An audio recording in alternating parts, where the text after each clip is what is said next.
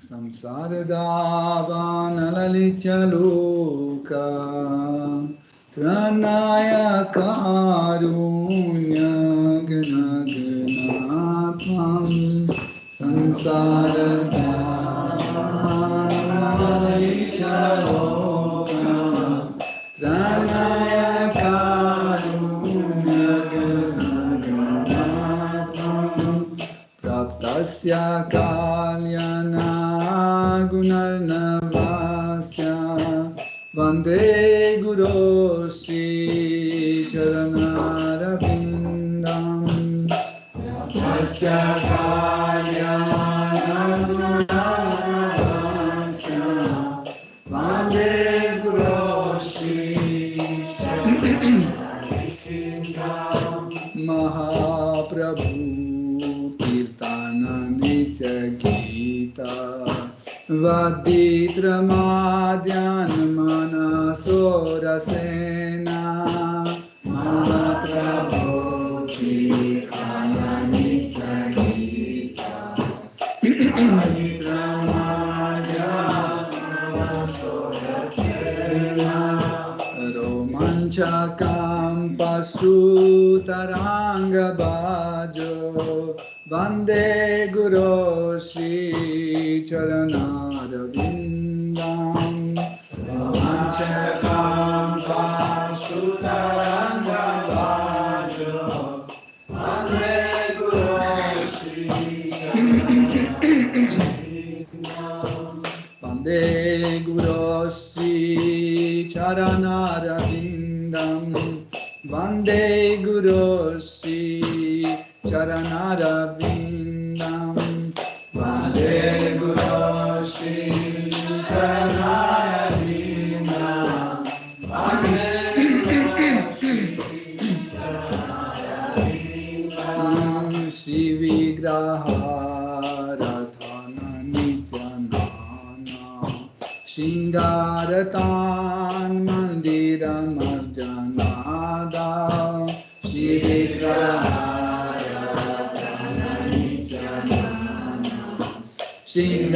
Shingaratan Mandiram Arjanada Yuktasya Bhaktam Shani Unjatopi Vande Guru Sri Charanarvindam Yuktasya Bhaktam Shani Unjatopi Vande Guru Sri Chaturvida Shri Bhagavat Prasada Svadvana Triptan Hari Bhakta Sankhan Chaturvida Shri Bhagavat Prasada Svadvana Triptan Hari Bhakta Sankhan Kritvaiva Priptim Bhajata Sadaiva Vande Guru Sri Charanarvindam Kritvaiva Priptim Bhajata Sadaiva Vande Guru Sri Charanarvindam Vande Guru Sri Charanarvindam Vande Guru Sri Charanarvindam Vande Guru Sri Charanarvindam Vande Guru Sri Charanarvindam Shri Radhika Madhavayora Para Mathurya Lila Gunarupa Namna Shri Radhika Madhavayora Para Madhurya Lila Gunarupa Namna Pratikshana Svadana Lolupasya Vande Guru Sri Charanarvindam Pratikshana Svadana Lolupasya Vande Guru Sri Charanarvindam Nikunjayo Rati Keli Sitai Yayali Piri Uktira Pekshaniya Kunjayona Rati Keli Sitai Yayali Piri Uktira Pekshaniya Tatrati Dakshatati Valabhasya Vande Guroshi Charanarvindam Tatrati Dakshatati Valabhasya Vande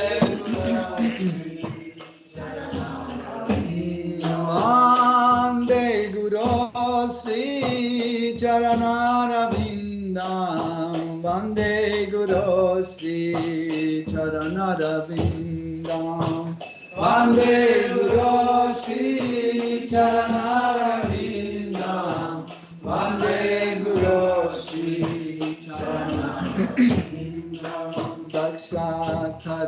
Dakshataritmena Samastra Shastraya Uktas Tatha Bhavyata Eva Sadhi Dakshataritmena Samastra Shastra Uktas Tatha Bhavyata Eva Sadhi Kintu Prabhorya Priya Eva Tasya Vande Guroshi Charanarvindam Kintu Prabhorya Priya Eva Tasya Vande Guroshi Charanarvindam Yasya Prasada Bhagavat Prasadam Yasya Prasadam Nagati Kutopi Yasya Prasada Bhagavat Prasadam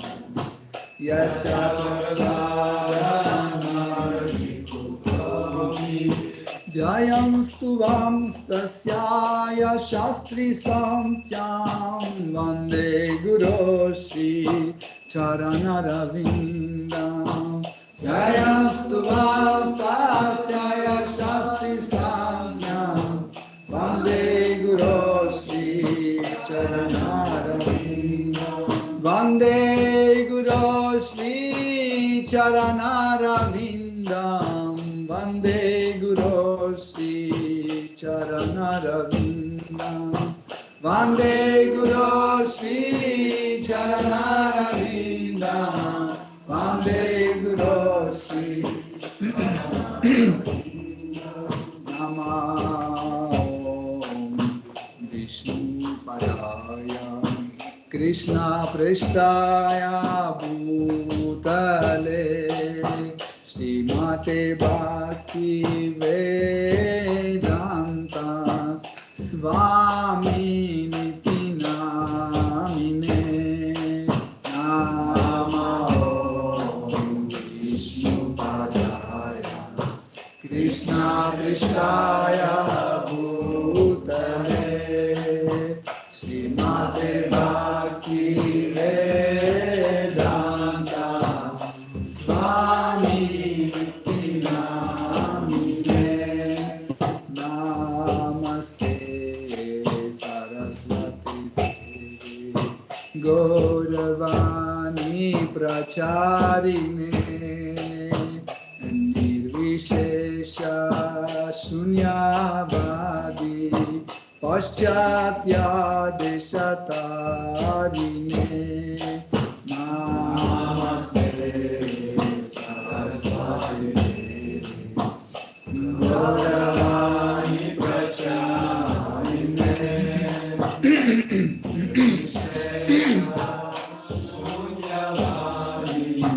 Paschatya Deshatarine Jaya Sri Krishna Chaitanya Prabhu Nityananda Shri Advaita Gadadhara Srivasadi Gaura Bhakta Vrinda Jaya Shri Krishna Chaitanya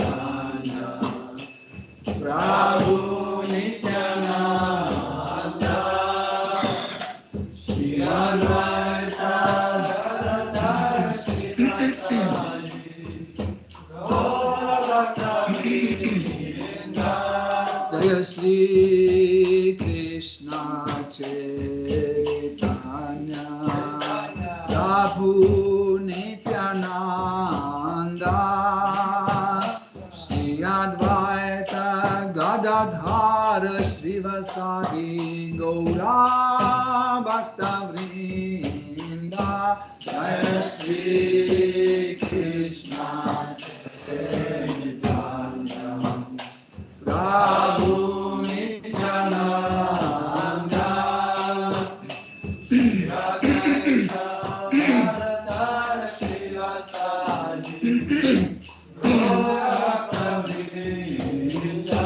Jaya Shri Krishna Chaitanya Prabhu Nityananda Shri Advaita Gadadhar Srivasadi Gaura Bhakta Vrinda Jaya Shri Krishna Chaitanya Prabhu Nityananda Shri Advaita Gadadhar Srivasadi Gaura Bhakta Vrinda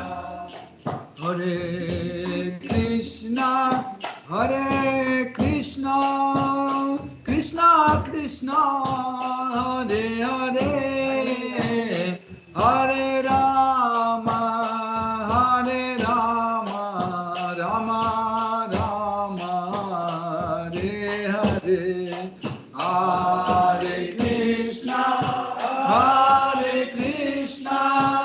Krishna Krishna Hare Hare Hare Rama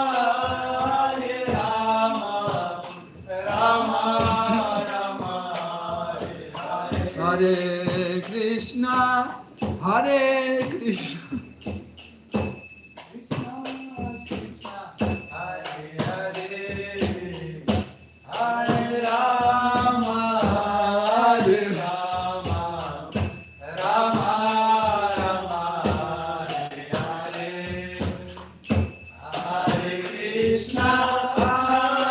Krishna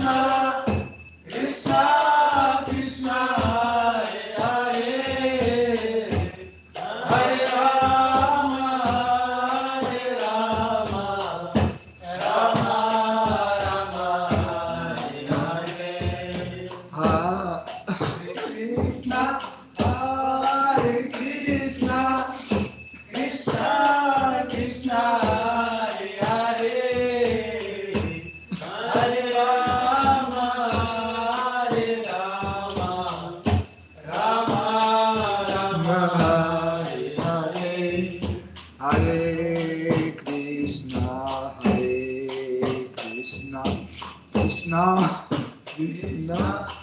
Hare Hare Hare Rama Rama Rama Hare Hare Hare Krishna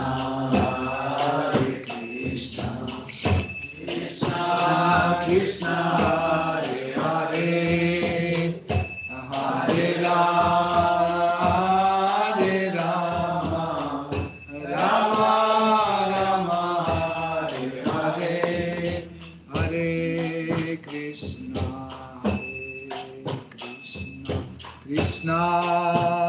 Krishna Hare Hare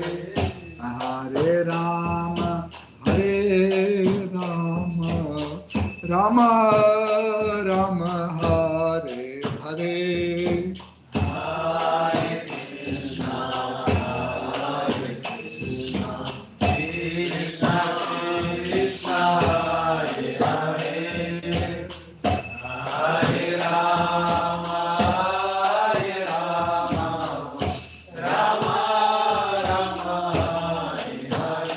Jaya Radha Madhava Kunja Bihari Jaya Radha Madhava Kunja Bihari Jaya Radha Madhava Kunja Bihari Jaya Radha Madhava Kunja Bihari Gopi Janavalabha Girivaradhari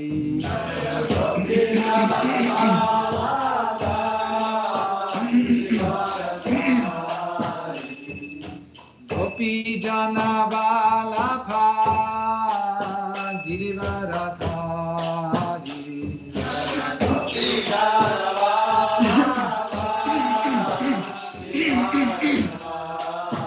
Yasodhanandana Vrajajana Ranjana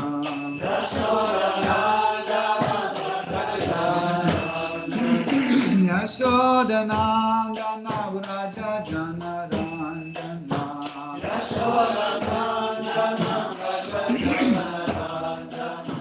Yamuna Tira Vanachari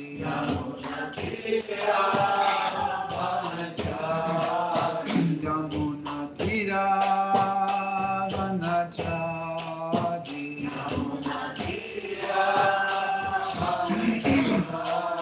Jaya Radha Madhava Kunja Bihari Jaya Radha Madhava Kunja Bihari Jaya Radha Madhava Kunja Bihari Jaya Radha Madhava Kunja Bihari Jai Jai Shri Shri Radha Parisishvara Ki Jai Shri Shri Nita Satya Sutta Advaita Chandra Gadadhara Shivasadi Gaura Bhakta Vrinda Ki Jai Shri Jagannath Swami Padita Pavana Ki Jai Shri Jagannath Shri Baladev Shri Mati Subhadra Devi Ki Jai Shri Sudarshan Chakra Ki Jai Jai Sitaram Lakshman Hanuman Bharata Shatrugna Ayodhya Dhamma Ki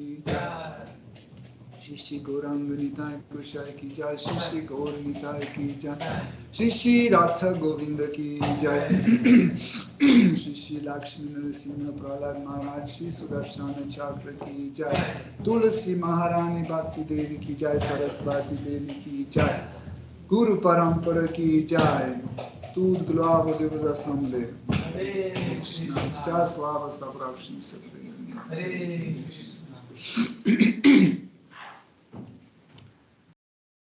Om Ajnanati Mirandasya Janandana Shalakaya Chakshurun Militam Yena Tasmai Shri Gurave Namaha Shri Chaitanya Manobhishtam Stapitam Yena Bhutale Svayam Rupa Kadamayam Dadati Svapadantikam Vandeham Shri Guru Shri Yuta Padakamalam Shri Gurum Vaishnavam Shri Rupam Sagrajatam Sahagana Raghunatham Vitam Tam Sajivam Sadvaitam Savadutam Parijana Saitam Krishna Chaitanya Devam Shri Radha Krishna Padam Sahagana Lalita Shri Vishakham Vitamscha Hey Krishna Karuna Sindhu Dina Bandhu Jagatpate Gopesha Gopika Kanta Radha Kanta Namostute Tapta Kanchana Gaurangi Radhe Vrindavaneshwari Rishabhanu Sute Devi Pranamami Hari Priye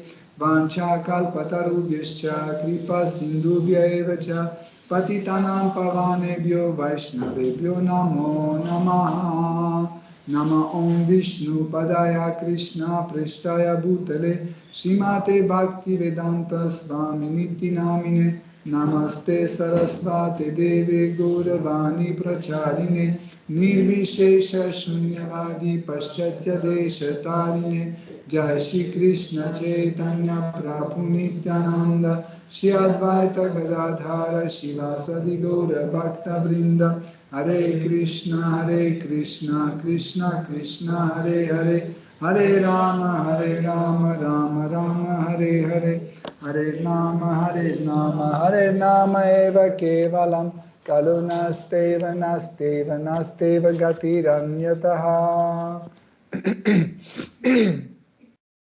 Om Namo Bhagavate Vasudevaya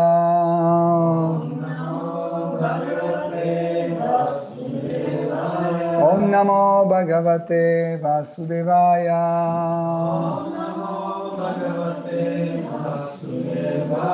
Om Namo Bhagavate Vasudevaya.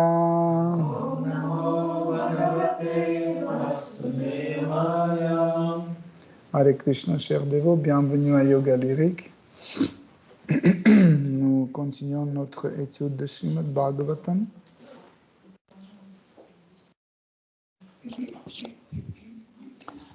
Donc, quatrième chant, 30e chapitre à partir de verset 32.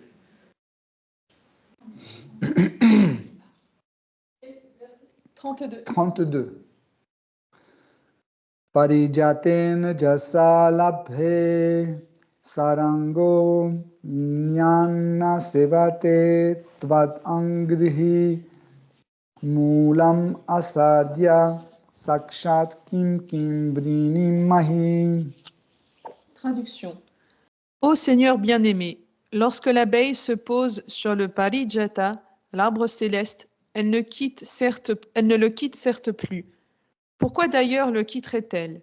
De même, puisque nous avons maintenant atteint tes pieds pareils au lotus et que nous y avons trouvé refuge, quelle autre bénédiction pourrions-nous te demander? Teneur est portée par sa divine grâce, Bhaktivedanta Swami Srila Prabhupada. Lorsqu'un bhakta est véritablement absorbé dans le service des pieds pareils au lotus du Seigneur, son occupation est si parfaite en elle-même qu'il lui serait vain de désirer une autre grâce. Quand une abeille se pose sur le parijata, elle y trouve une quantité illimitée de miel. Elle n'a donc plus besoin de quitter cet arbre pour un autre. Selon le même ordre d'idées, celui qui s'établit dans le service des pieds pareils au lotus du Seigneur connaît une félicité spirituelle sans limite et n'a donc plus à rechercher d'autres bénédictions. Le parijata, qu'on nomme également kalpavriksha ou arbre à souhait, n'est pas très commun en ce monde. Il est possible d'obtenir de cet arbre tout ce que l'on désire. Dans l'univers matériel, les orangers donnent des oranges, les manguiers donnent des mangues, mais il est impossible d'obtenir des oranges d'un manguier ou vice-versa. Toutefois, le parijata comble tous les désirs et donne aussi bien des oranges que des mangues ou des bananes. On trouve cet arbre dans le monde spirituel. Chintamani prakara sadmasu kalpavriksha laksha vriteshu. Le monde spirituel, le Chintamani Dhamma, abonde de kalpavriksha, mais on retrouve également le parijata dans le royaume d'Indra, qui voulait ainsi plaire à Satyabhama. Ah non, le royaume d'Indra, c'est-à-dire sur sa planète édénique. Cet arbre fut apporté sur terre par Krishna, qui voulait ainsi plaire à Satyabhama, l'une de ses reines, et il fut planté à Dvaraka, dans le jardin des palais des reines. Or, les pieds pareils au lotus des seigneurs sont en tout point semblables aux parijata, les arbres à souhait, et les bhaktas sont comme des abeilles, les pieds pareils au lotus des seigneurs les attirent sans cesse.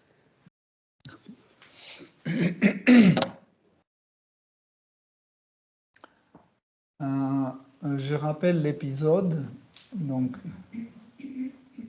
par la miséricorde de Shiva, donc les 10 frères Prachet, ils ont pu, après leur méditation de 10 000 ans, ils ont pu avoir le darshan de Seigneur suprême. Autrement dit, Seigneur suprême est venu en personne et il a avoué qu'il est content de leur méditation, qu'il est content de leur prospérité, et il a dit que vous pouvez demander toutes sortes de bénédictions. Donc, et après cela, les Prachet expriment leur gratitude et expriment leurs souhaits dans plusieurs prières que nous sommes en train d'étudier. Si vous vous souvenez, nous avons bien expliqué la dernière fois la différence entre la miséricorde et les bénédictions. Donc, et ici, les Pratchett disent que tu es déjà venu, tu es devant nous, donc quelle autre bénédiction on peut demander? Car l'être vivant est satisfait quand il trouve quelque chose qui correspond à 100% à sa profonde nature. Quand il y a quelque chose qui ne vient pas de notre nature, nous sommes satisfaits juste instantanément et après cette satisfaction se perd car elle ne correspond pas à notre nature. Nous pouvons dire, mais pourquoi donc les gens qui vivent dans ce monde matériel, ils manifestent l'esprit d'être heureux, etc. On voit des gens qui sont convaincus qu'ils sont très heureux, etc. D'où ça vient? Ça vient de faux égos. Par exemple, aujourd'hui, les chemises rouges sont à la mode, ok? Et vous achetez une chemise rouge, vous la portez et vous êtes convaincu que vous êtes très heureux. Okay? Et après quand la mode passe, maintenant les chemises rouges ne sont plus à la mode, vous ne pouvez plus les porter. Dès que vous le mettez, tout le monde vous regarde et vous vous sentez malheureux. Ok?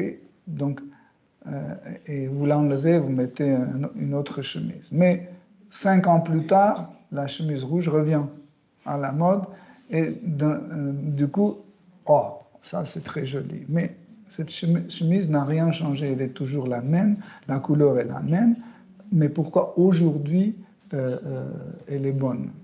Hier elle n'était pas bonne, aujourd'hui elle est bonne. En fait, tout cela, ce sont des valeurs conventionnelles. Ce sont des valeurs conventionnelles et j'ai donné l'exemple de la mode pour que ça soit compréhensible concernant les valeurs conventionnelles, mais vous pouvez avoir plein d'autres. Par exemple, il faut porter tel Gucci. Si tu portes Gucci, c'est bon. Ou Louis Vuitton, c'est bon. Si c'est pas Louis Vuitton, c'est mauvais. Vous comprenez? Ça veut dire, dès qu'on voit ce nom, on est satisfait. Pourquoi? Parce qu'il y a une certaine valeur donnée à ce nom. Okay?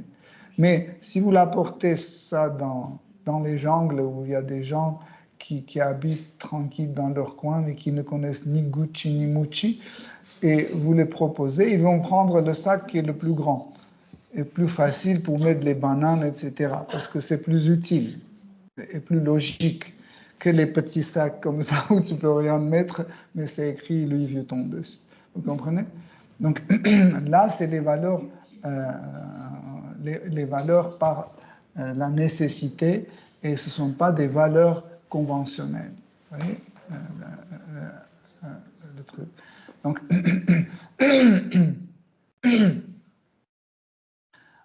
dans les relations avec Shri Krishna, notre propre nature, Svabhava, est révélée et comme cela, les désirs, en fait, ne sont plus conventionnels, les désirs sont directs et ils viennent directement de cœur, de la nature d'un être vivant. Et en effet, quand ils trouvent la chose ou l'objet des sens, ils sont très satisfaits. Par exemple, nos yeux sont satisfaits quand on voit une image qui correspond à notre état actuel ou conceptuel ou autre. Les oreilles aiment bien entendre la musique qu'on aime bien. Par exemple, quand il y a des musiques que vous n'aimez pas, c'est une torture. Quand quelqu'un le met et vous écoutez, c'est une torture, c'est impossible d'écouter. Donc, pourquoi? Parce que ça ne correspond pas à votre état, ça ne correspond pas à votre nature. Vous voyez? Et en fait, chaque objet a son objet de sens. Chaque sens a son objet. Donc la langue a la nourriture ou le goût, le nez a l'odeur, etc. Mais tous les objets des sens dans le monde matériel ne sont pas parfaits. C'est pour ça que nous ne sommes pas satisfaits à 100%. Si vous analysez vous-même, par exemple, votre vie, par exemple, vous voulez acheter un sac, vous trouvez enfin ce sac, vous dites voilà, ça c'est parfait. Vous prenez, vous commencez à mettre votre téléphone et trucs, et non, mais là il manque une petite pochette, là c'est pas assez large ici, mais la couleur est un peu salissante, etc., etc. Donc il n'est pas parfait.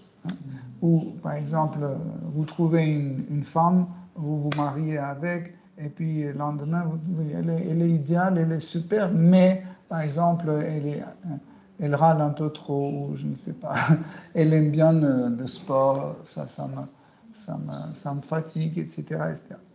Toujours, il y aura un défaut. Même la Joconde, les chefs-d'œuvre des œuvres d'art extraordinaires, ils ont toujours un petit défaut.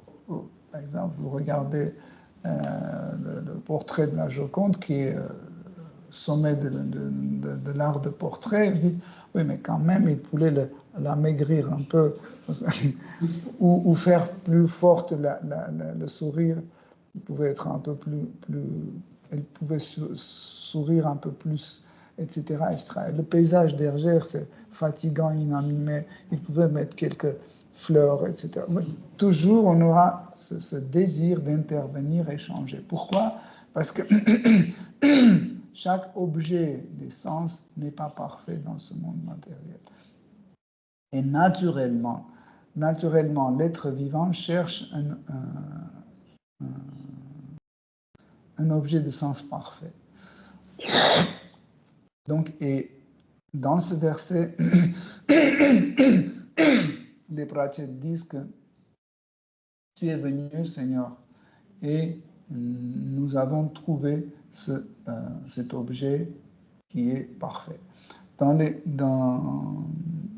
teneurs reportées chez le Prabhupada, appelle le monde spirituel Chintamani Dhamma.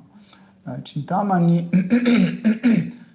c'est la pierre philosophale qui peut transformer les choses. Par exemple, si vous touchez cette table avec la pierre philosophale, cette table va se transformer en or. Ou si vous désirez un diamant, il va se transformer en diamant ou autre chose. Donc en fait, la qualité de Chintamani, c'est transformer les choses. Et le monde spirituel appelé Chintamani Dhamma veut dire qu'il suffit que nous ayons un contact avec le monde spirituel, comme pierre philosophale, nous change, nous transforme. Okay? Et Krishna est aussi un Chintamani. Par exemple, vous avez une pomme qui est bhoga, ça veut dire qu'elle est pour gratification des sens. Donc elle est dangereuse, cette pomme, jusqu'au moment où Krishna n'a pas touché.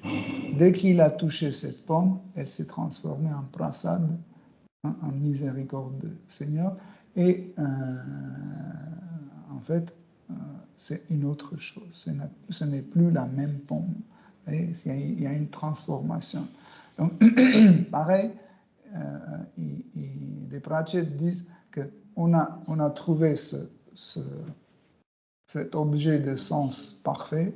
Tu es là, devant nous, et tous nos sens sont satisfaits. Et les yeux, et le nez, et les oreilles, et la peau, tout est satisfait. Qu'est-ce que tu veux qu'on te demande encore? Est-ce qu'on peut imaginer quelque chose de plus qu'on peut désirer? C'est impossible d'imaginer. Et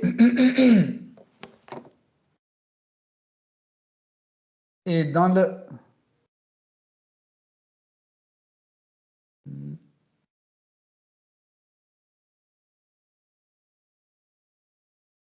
ils disent que en fait, on a trouvé un refuge près des pieds pareils au lotus et en fait, tout est fait. Qu'est-ce qu'on peut demander de plus? Quand on étudie Srimad Bhagavatam, nous voyons comment Seigneur Brahma dit que j'ai étudié tous les livres sacrés, je suis le créateur de cet univers, c'est moi qui ai créé cet univers. J'ai compris en fait toutes les nuances de la vie spirituelle et matérielle, et comme conclusion, je peux vous dire que, en effet, seule solution, c'est trouver le refuge près de pieds pareils au lotus de Shri Krishna. Même le pouvoir de Brahma, tous les êtres vivants respectent Brahma. Et on peut penser, ça c'est le super pouvoir, donc Brahma est 100% protégé, mais Brahma lui-même, il dit non. On peut avoir la protection seulement si on a trouvé un refuge près de pieds pareils au lotus de Shri Krishna. Les gens pensent que s'ils ont des super armes, les missiles de dernier cri, etc., qu'ils ont des milliards dans des banques, etc., ils sont protégés. Ils ne sont pas protégés. Imaginez que vous êtes un milliardaire, vous avez 3-5 îles, même imaginez que tout l'univers à vous, et vous pensez que vous êtes protégé dans tous les sens, mais Krishna va vous détruire d'une façon très facile. Il ne va pas utiliser les armes qui sont plus fortes que les vôtres. Il ne va pas dépenser plus d'argent que vous avez pour vous protéger. Il va vous envoyer juste un petit microbe. Il va envoyer juste un petit microbe qui va venir et va vous détruire. Vous voyez? L'armée super, vous voyez, avec toute puissance des missiles, tous les bombes nucléaires, etc., qui devaient vous protéger, mais Krishna a utilisé l'arme le plus petit, c'est un tout petit microbe, pouf, et c'est tout. Vous voyez? Donc en fait, un dévot, il est conscient de ça.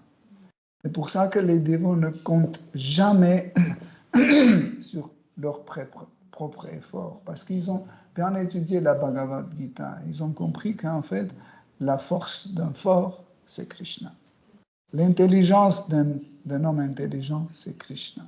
Donc sans Krishna, rien ne se passe. Et les prachets disent, ok, nous ne voyons pas qu'est-ce qu'on peut demander de plus, parce que nous avons trouvé un refuge pied pareil au lotus. Et comme un reflet de cette idée, il y a l'histoire d'éléphant Gajendra dans Srimad Bhagavatam, quand le crocodile a attrapé Gajendra, vous vous souvenez, par son pied. Pendant 100 ans, il y avait cette bataille entre le crocodile et l'éléphant Gajendra. Et au départ, Gajendra comptait sur ses propres efforts. On disait quand même, je suis le roi des éléphants, je vais m'en sortir, etc., etc. Mais parce qu'il se trouvait dans l'eau, et l'eau, ce n'est pas son élément, c'était l'élément de crocodile. C'est pour ça que le crocodile a commencé petit à petit à gagner. Et après, quand il a vu qu'il devient plus faible, l'éléphant Gajendra, il s'est adressé à ses amis. Mais les amis avaient peur d'entrer dans l'eau, ils avaient peur du crocodile. Il a demandé ses femmes, ses enfants, et personne n'a pu rien faire. Et à ce moment-là, il a compris qu'en fait, pas il a compris, mais en ce moment-là, il y avait la mémoire que Krishna a allumée, la mémoire de de sa connaissance sur Dieu, la personne suprême. On a un peu étudié on a parlé hier pendant la conférence de Oleg, on a parlé de ça un peu, comment ça se passe que, c'est Brad qui a posé la question, comment ça se passe que d'un seul coup, il y a cette mémoire qui revient. En fait, dans certaines situations, il y a certaines émotions qui se réveillent, et en fait, c'est Krishna qui les réveille. Et quand il réveille ces émotions, les choses, les éléments de notre mémoire qui est lié à ces émotions reviennent. Et parce que Gajendra, il pratiquait sadhana bhakti dans sa vie précédente, dans cette situation, quand il a vu que tout est en vain, il a compris que, en fait, qu'il dépend de quelque chose. Et en fait, cette émotion a réveillé sa mémoire qu'en fait, tout dépend de Dieu. Au moment quand il luttait, quand Gajendra luttait avec Crocodile, les demi-dieux étaient en train d'observer ce combat. Mais ils n'intervenaient pas. Pourquoi? Il disait qu'on va intervenir au moment quand il va nous prier. Quand il va dire « Oh, s'il vous plaît, Indra, Chandra, s'il vous plaît, venez intervenir. » Et jusqu'au dernier moment, ils étaient en train de regarder. Il dit « Vas-y, nous. Pourquoi tu ne nous appelles pas ?» Mais il ne l'appelait pas. Et du coup, directement, il a dit « En fait, j'ai compris que c'est Seigneur Vishnu qui est seul protecteur. » Et il a dit que, en fait, je suis en train de demander quelque chose de stupide. Qu'est-ce que je demande? Je demande la libération de la gueule de ce crocodile. Et il dit, ok, imaginons que crocodile m'a lâché. Il va lâcher, je vais retourner chez ma famille, chez mes femmes, mes enfants. Mais le tamas que j'ai ne va pas partir. Je vais partir chez moi avec ce tamas. Donc, qu'est-ce que je dois faire pour faire disparaître ce tamas? Et qui est la personne qui peut enlever ce tamas? Et c'est le Seigneur suprême. C'est pour ça qu'il s'est adressé à Seigneur suprême. Et quand Seigneur Vishnu, assis sur Garuda, est apparu là, dès qu'il l'a vu, Gajendra, tout de suite, il a arraché une fleur de lotus avec sa trombe et il a passé cette fleur à Seigneur Vishnu. Donc, il n'a pas dit que oh, j'ai pas d'achaman ici, comment je vais servir. Crocodile m'a pas lâché pour que je fasse un dandavat. Non, c'est pour ça que le service dévotionnel n'a pas de limite. Donc, le service dévotionnel est possible dans toutes les circonstances, imaginaires et pas imaginaires. Donc, comme ça, il a fait une offrande à Seigneur Vishnu. Donc, il a trouvé un refuge près de Seigneur Vishnu. Donc, le verset suivant.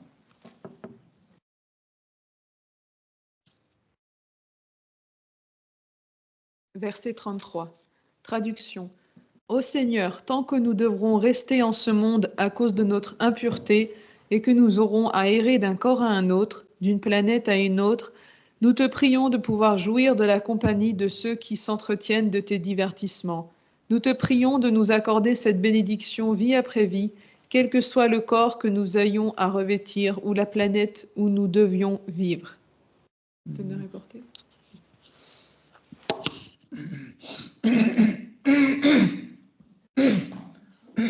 Vous savez, quand les prachètes ils faisaient leur prière, en même temps, ils écoutaient ce qu'ils disent eux-mêmes.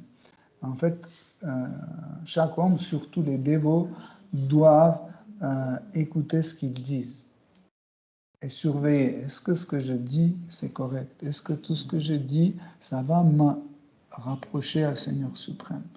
Sinon, ce n'est pas la peine que je dise. Et pendant qu'ils disaient leur prière, en fait, il y avait certaines conclusions qu'ils ont faites de leur propre prière. C'est une très bonne méthode dans la méditation aussi. Quand on médite, quand on analyse quelque chose, on arrive à une certaine conclusion. Et pour que ces conclusions ne soient pas illusoires, on doit comparer avec le Siddhanta, avec les postulats de notre philosophie Vaishnava. Par exemple, si dans ma conclusion,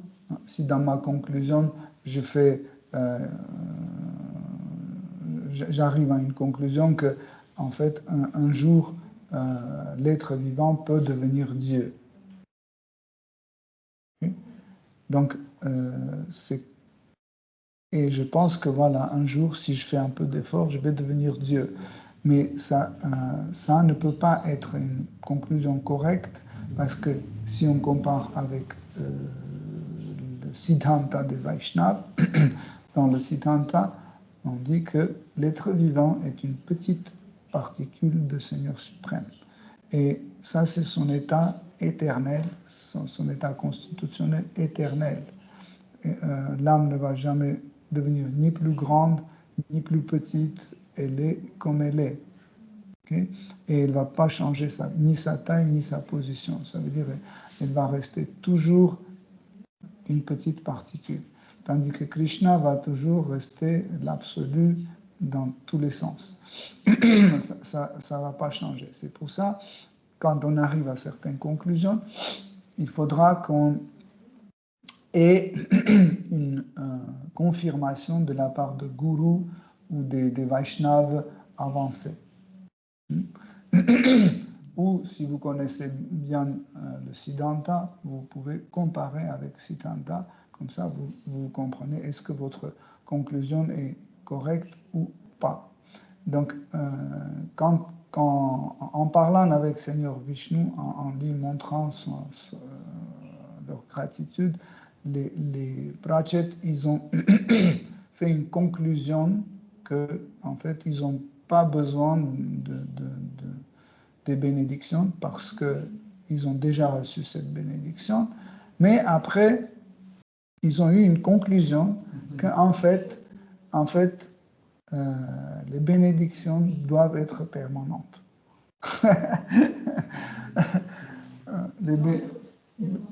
Permanentes, pastayan. Les bénédictions doivent être permanentes parce que dans leur tête, ils ont imaginé que et quand Seigneur Vishnu va partir, on va rester sans cette bénédiction. Donc, il faut que ça soit permanente. Okay? Et là, ils ont dit que s'il te plaît, en fait, nous savons que l'être vivant, il tourne dans ce monde matériel éternellement et nous te prions pour que tu nous donnes la possibilité d'avoir toujours une association avec les dévots, avec tes dévots qui parlent de toi, qui écoutent tes divertissements, qui chantent ton nom et ce qui est assez particulier que j'ai adoré dans ce verset, ils disent que nous te prions pour que tu donnes tes bénédictions de telle sorte, pour que cette bénédiction soit toujours valable et valide dans toutes les circonstances, dans tout type de notre vie, peu importe dans quelle forme on va naître, crocodile ou éléphant ou un serpent, que dans Indraloka, Chandraloka ou sur la terre, qu'en fait cette condition sera toujours OK, toujours avec nous. Ça, c'est extraordinaire. En réalité, il y a des bénédictions que nous aimons toujours dire comme ça, comme diffuser les bénédictions par ici, par droite, à gauche, mais nous voyons que dans certaines situations, dans certaines circonstances, ces bénédictions ne marchent pas. Les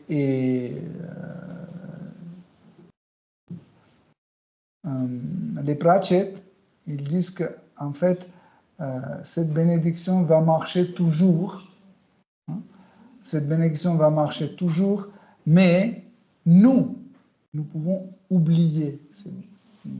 En fait, c'est pas la bénédiction qui est défectueuse. C'est nous qui sommes défectueux, que nous pouvons oublier que nous avons reçu cette bénédiction. Et pour cela, tu nous gardes toujours parmi les dévots, et comme ça, les dévots vont nous rappeler toujours qu'on a eu cette bénédiction. Parce qu'en fait, cette bénédiction, chaque fois quand vous venez à yoga lyrique ou vous allez au kirtan, etc., vous recevez, en fait, ça vous rappelle que vous êtes béni par Seigneur.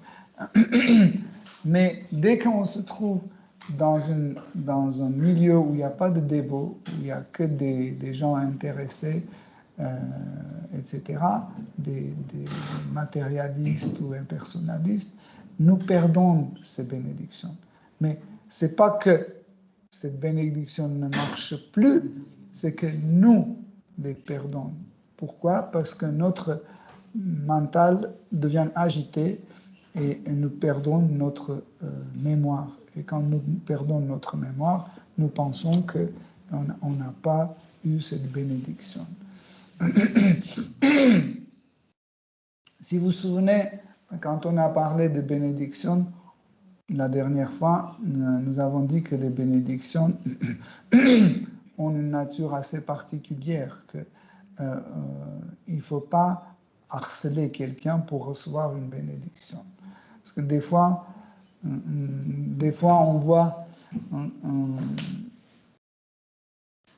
voit des dévots qui s'approchent à un gourou et disent « Maharaj, s'il vous plaît, donnez vos bénédictions, on va avoir un enfant, donnez vos bénédictions, je veux me marier, donnez vos bénédictions. » Vous ne pouvez pas forcer quelqu'un à donner ses bénédictions. En fait, la personne qui donne ses bénédictions, cette personne doit être satisfaite, satisfaite de vos relations. C'est un désir, en fait. Quand quelqu'un donne une bénédiction à quelqu'un, c'est un désir. Il veut que ça soit comme ça. Par exemple, les parents donnent ces bénédictions à ses enfants, à son fils ou à sa fille, pour qu'il se marie avec telle fille ou tel garçon. Pourquoi?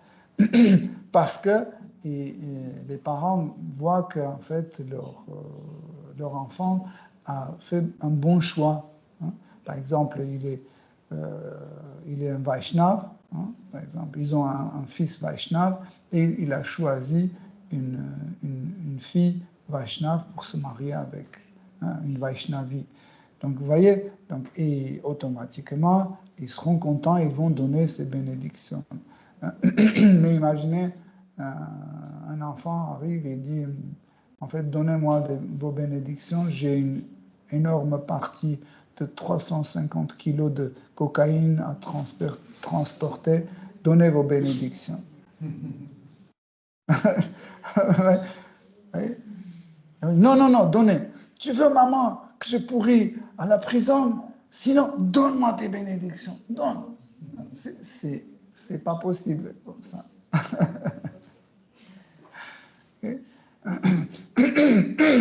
Les bénédictions, c'est quelque chose spontané. Il contient vraiment un souhait. Et les bénédictions d'un Vaishnav est très fort. Pourquoi?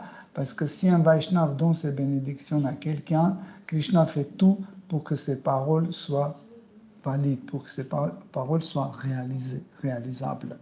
Vous voyez? Une fois, Durvasa Muni, vous connaissez tous Durvasa Muni, c'est une manifestation partielle de Seigneur Shiva. Une fois, Durvasa Muni, après les très grandes austérités, il est très austère, il fait beaucoup d'austérité. après des très grandes austérités, il arrive à Vrindavan et il a faim parce qu'il a jeûné je ne sais pas combien de centaines d'années. Il a jeûné et il a faim énormément. Et il arrive à Vrindavan et il tombe sur les petites filles, gopis. Les gopis avaient 4, 5 ans. Elles étaient toutes petites. Il est venu, il a dit « Hé les filles, je veux bien manger !» Et vous imaginez, en fait, les ongles coupés pendant les austérités, ils sont longs, les cheveux mélangés avec les paillettes, des trucs comme ça, tout maigre, les yeux rouges comme ça, énormes. Je veux manger, donnez-moi à manger.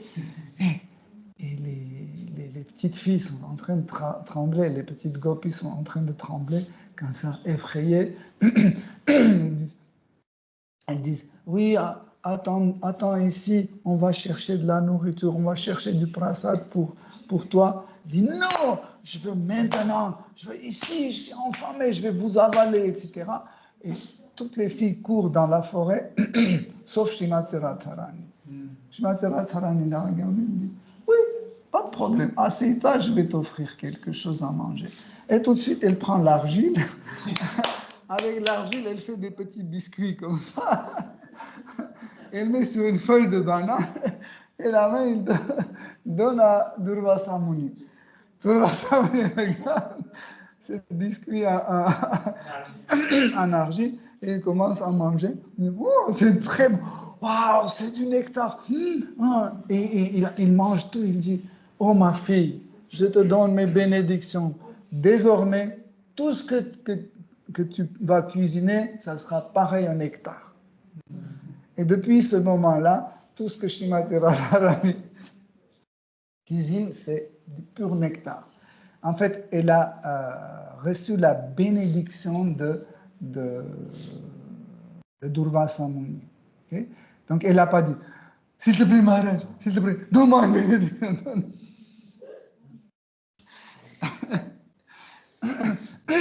Son comportement, son attitude a fait de telle sorte que, automatiquement, par sa propre volonté, Durvasa Muni a donné sa bénédiction. Mais il y a le cas, nous pouvons demander une bénédiction, mais une bénédiction qui glorifie celui dont la bénédiction nous attendons. Par exemple, prenons le cas de Kunti Devi. Dans Srimad Bhagavatam, Kunti Devi dit que ô cher Krishna, chaque fois quand on se retrouvait dans une situation difficile, horrible, dans la pénitence, dans la souffrance, tu étais toujours à côté de nous, tu étais toujours avec nous. Alors je te demande, fais de telle sorte que ces pénitences, ces souffrances et ce malheur ne finissent jamais pour que tu sois toujours avec nous. Vous voyez, c'est extraordinaire en fait. Ce qu'elle demande, en fait, elle demande une bénédiction, mais qui va demander une bénédiction pareille? Non, s'il te plaît, donne-moi la santé, s'il te plaît. Je ne te demande pas grand-chose, juste donne-moi la santé. Ça, c'est tamas. En fait, c'est pareil comme si on demande, s'il te plaît, Krishna, renforce mon tamas plus fort.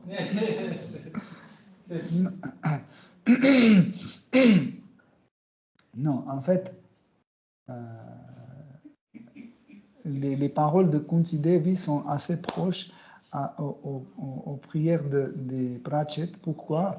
Parce que les Pratchett voulaient toujours avoir l'association avec le Seigneur suprême ou avec ses représentants. Et Kunti Devi demande aussi la même chose. Une fois même, Nanda Maharaj, quand Krishna était encore un petit bébé, et Srimati Radharani a demandé qu'il lui passe Krishna, le petit bébé, bon, c'est une histoire assez longue, je ne vais pas vous raconter, mais en fait, elle était contente par l'attitude de Nanda Maharaj, et elle a dit à Nanda Maharaj, demande une bénédiction que tu veux, peu importe. Et Nanda Maharaj a dit, seule chose que je demande, c'est que tu fasses de telle sorte pour que je reste toujours votre serviteur et je reste toujours au milieu des Vaishnavas, que les Vaishnavas ne m'abandonnent jamais et je reste toujours avec les Vaishnavas. Donc, et dans ce verset, donc, ce qu'il demande, les Prachet, les 10 frères Prachet, ils demandent un satsanga. Vous savez qu'il y a satsanga et il y a asatsanga. Donc, satsanga, c'est une association favorable et asatsanga, c'est une association défavorable. Donc, en effet, les Prachet demandent satsanga, une association favorable qui va toujours rappeler la présence du Seigneur suprême. Asatsanga, c'est une association ou une fréquentation d'un groupe de gens qui nous fait oublier Krishna. Ça, c'est asatsanga. Donc, la qualité de sangha ne dépend pas seulement des membres de ce sangha. Comme nous pensons, il y a des bons dévots et des mauvais dévots. Non, c'est pas ça. Il y a certaines règles, en fait, ou certaines traditions qui nous expliquent dans quel cas sangha est forte. Le sangha, l'association avec les dévots, est fort quand il y a une autorité spirituelle dans ce sangha. Ça veut dire les gens de cette communauté sont autour d'une autorité spirituelle dont le siddhanta, sa bienveillance, son humeur, le bhava, correspondent à leur humeur. Ça ne veut pas dire que tous les membres de Sangha sont initiés, tous les membres de ce Sangha connaissent par cœur la Bhagavad Gita et Srimad Bhagavatam. Non. Il s'agit d'une harmonie. Et cette harmonie, encore une fois, cette harmonie est basée sur la bienveillance de Guru ou de l'autorité, sur sa pureté de son satana. Ça veut dire si l'autorité ne fait pas des choses correctement, il ne peut pas demander faire correctement les membres de cette congrégation. Okay? Et bien sûr, c'est le bhava, l'humeur, qui est important, parce que, en fait, quand nous nous associons toujours avec une humeur. Et en fait, c'est ça la force, d'une communauté, d'un sangha. Des fois, nous faisons des erreurs. Et par exemple, on prend une très bonne dévote de ce sangha et on dit on va te charger d'une mission super. Tu vas, je ne sais pas, à Berlin, au temple de Berlin, et là, tu vas devenir la présidente du temple. Comme ça, tu vas aider pour que ça marche très bien. Et cette dévote est excellente dévote, super dévote, mais elle va là-bas, elle ne peut rien faire. Rien. Pourquoi? Parce que, en fait, ces 3 points ne correspondent pas. Elle est excellente parce qu'elle est là. Dès qu'on la déplace, ça ne marche plus. C'est inefficace. Elle est efficace ici. Nous, malheureusement, aujourd'hui, dans notre mouvement, nous ignorons ce bhava. Cette idée de bhava, nous ignorons. Nous pensons que, en fait, c'est comme un dévot, c'est un professionnel. Comme par exemple, vous êtes un bon électricien, on vous a pris, on vous a mis sur ce chantier, donc vous avez bien tiré les lignes, les disjoncteurs sont tous bien faits, etc., et ça va marcher. Oui, mais en fait, les Vaishnavas, ou le bhakti c'est une humeur, le bhakti c'est un état de cœur. Il n'y a pas de professionnalisme. Dans le bhakti, il n'y a pas de professionnalisme. Quand on dit un bhakta qualifié, la qualification dépend de sa foi. La première qualification de Vaishnava, c'est la foi. Deuxième qualification, à quel point, en fait, ce dévot qualifié a le désir et la bienveillance vers les membres de sa congrégation, les membres de sa famille spirituelle. Ça, c'est ça, en fait, la vraie qualification.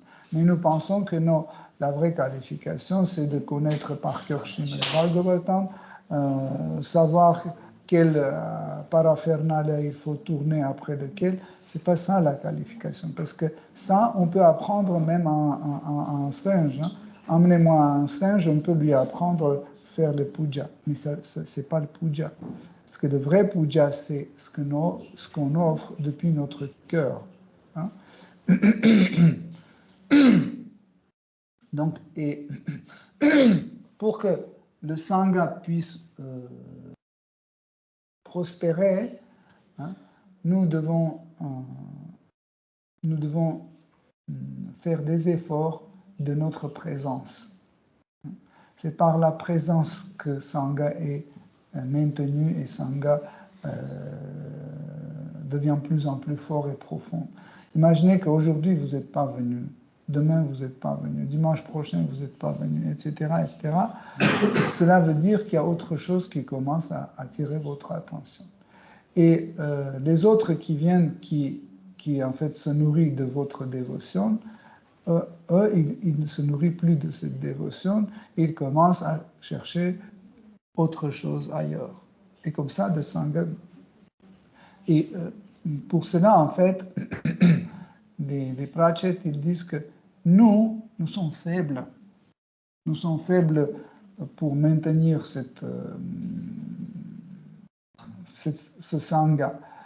Fait de telle sorte pour qu'on veut ou on ne veut pas, on est fatigué ou on n'est pas fatigué, on a oublié ou pas, fait de telle sorte qu'on se trouve toujours parmi les Vaishnavas.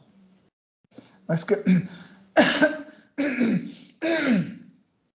venir voir les Vaishnavas, venir s'associer avec les Vaishnavas, c'est notre désir, c'est notre effort. Sans le faire, par exemple, imaginez que vous n'avez pas fait des efforts, vous êtes chez vous devant la télé. Automatiquement, le sangha ne va pas se produire. Donc, mais le sangha, en fait, sans notre présence, ne peut pas se mettre en place. C'est pour ça que les Vaishnavas essaient de se rencontrer tous les jours. Tous les jours. Par exemple, chaque soir, quand on sort de yoga lyrique, on fait un tour et là, il y a 2 cafés sur la rue de Duc. C'est un parfait exemple d'un asat sangha. Mais c'est un sangha quand même, bien fort. C'est un asat sangha, mais c'est un sangha quand même, parce que c'est très profond. Je vois les mêmes têtes chaque soir là-bas, présents. Ils maintiennent leur sangha sadhana très bien. Ils sont toujours avec leur bière, avec leurs cigarettes. Et en fait, leur asat sangha prospère.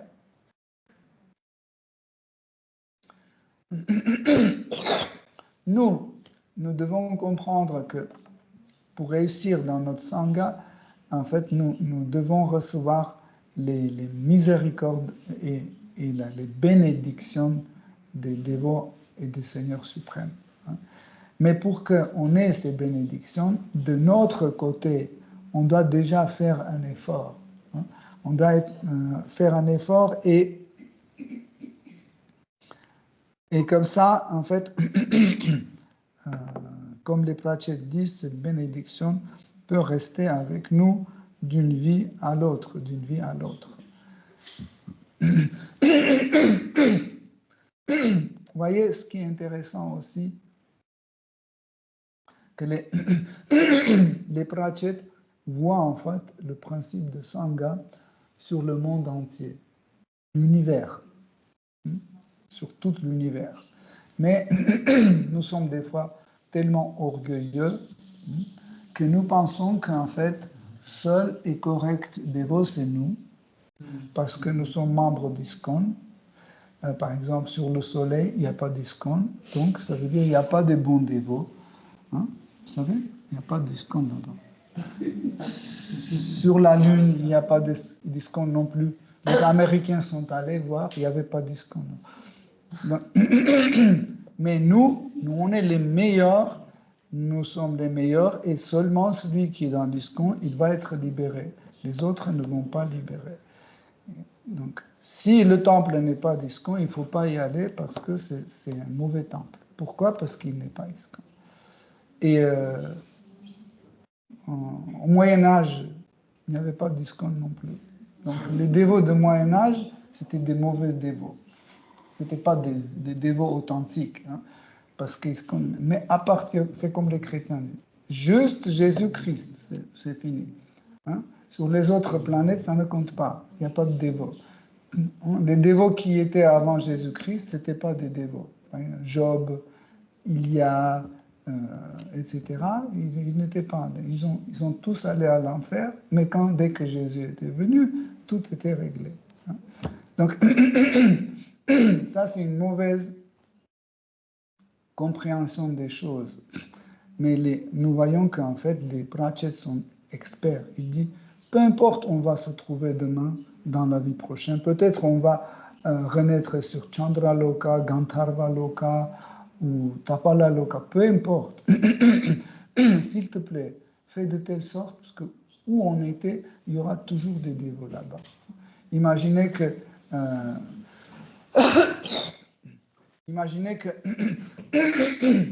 vous allez en enfer, hein, et vous êtes grillé lentement sur le feu, mais la bénédiction d'avoir toujours les dévots avec vous marche. Et en fait, le Yamadout qui vous grille comme ça, il dit Hare Krishna, Hare Krishna, Krishna, Krishna. Et tout de suite, toute la souffrance va partir.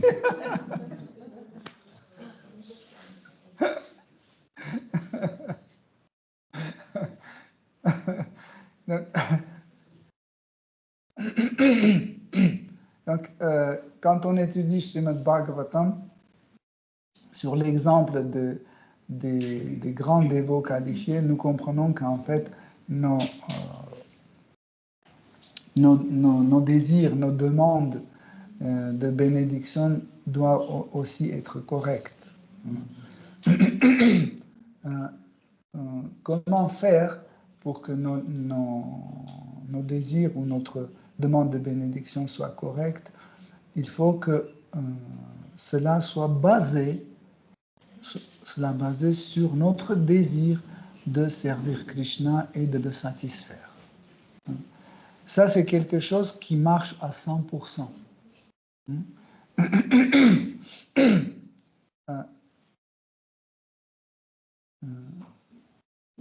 Ce n'est pas possible qu'un dévot manifeste un désir de servir les dévots ou servir Krishna et que Krishna dit tu sais, c'est compliqué, c'est impossible là. Non. En fait, Bhakti, c'est quelque chose qu'on peut atteindre et pratiquer sur toutes les plateformes. Bhakti est praticable sur toutes les plateformes. Même imaginez que vous avez perdu pour telle ou telle raison, vous avez perdu votre corps grossier et vous êtes devenu un fantôme. Même dans le corps d'un fantôme, vous pouvez continuer à servir Krishna. C'est toujours faisable. L'endroit, pareil, nous pensons que l'endroit, comment c'est possible, etc. C'est tout à fait possible. Imaginez que vous faites un voyage de Paris jusqu'à l'aéroport Charles de Gaulle en taxi et il n'y a personne avec vous, il y a juste le chauffeur. Donc, et vous dites, non, là, ici, qu'est-ce que je peux faire? Je ne vais pas le déranger pour chanter Hare Krishna parce que c'est incorrect. Qu'est-ce que je vais faire? J'attendre que la voiture arrive à l'aéroport. Non, vous avez une demi-heure et vous pouvez prêcher cet homme. Hein? Comment? Hein?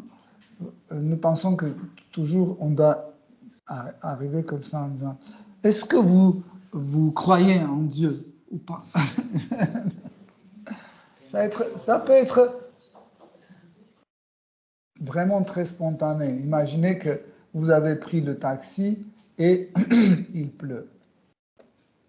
Et vous dites, oui, il pleut fort. Et le taxiste dit, oui, c'est vrai. Oui, mais c'est important pour tous les êtres vivants, par exemple. Peut-être pour nous c'est mauvais, mais pour les racines des arbres, etc., c'est très important.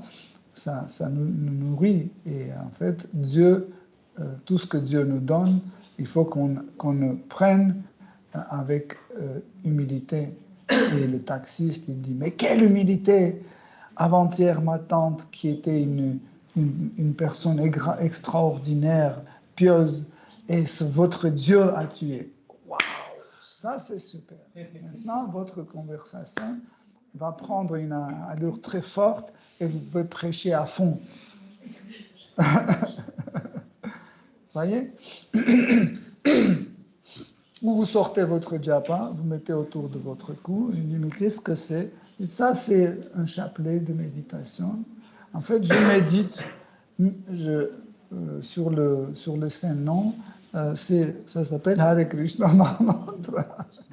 Et je le chante 1728 fois. Et le chauffeur dit, ouais, chauffeur ou qui, peu importe. En fait, toujours il y a la possibilité de servir Krishna dans toutes les circonstances. Si nous pensons que c'est impossible, ça veut dire qu'il y a des choses qui ont plus de valeur que la conscience Krishna. Ça veut dire, vous pensez que Krishna est moins important que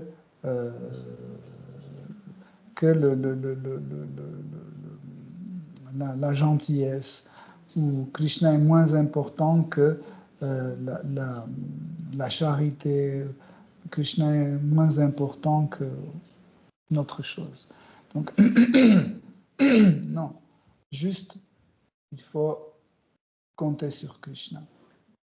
Chaque fois quand nous ne réussissons pas notre prédication, c'est notre faute, parce que nous comptons sur nous. Nous ne comptons pas sur Krishna. Et Krishna dit, ok, si tu veux prêcher, prêche. Et on n'arrive pas. Parce que sans présence de Krishna, on prêche quoi? La prédication comprend Krishna. Donc Krishna doit être présent dans notre prédication. S'il n'est pas là, c'est une c'est une prédication de moi-même. En fait, je prêche ma nature. Je prêche mon intelligence. Je prêche mon savoir-faire, savoir parler, etc. Ma connaissance des Védas, c'est ça que je prêche. C'est faux. Shri Chaitanya Mahaprabhu dit, vous donnez à chacun Krishna. En fait, ce que nous devons faire, l'essence de la prédication, c'est donner à chaque personne, donner Krishna. C'est tout simple, mais il faut compter sur Krishna. Il faut compter sur Krishna parce qu'en fait, sans Krishna, la prédication sera invalide. Hein?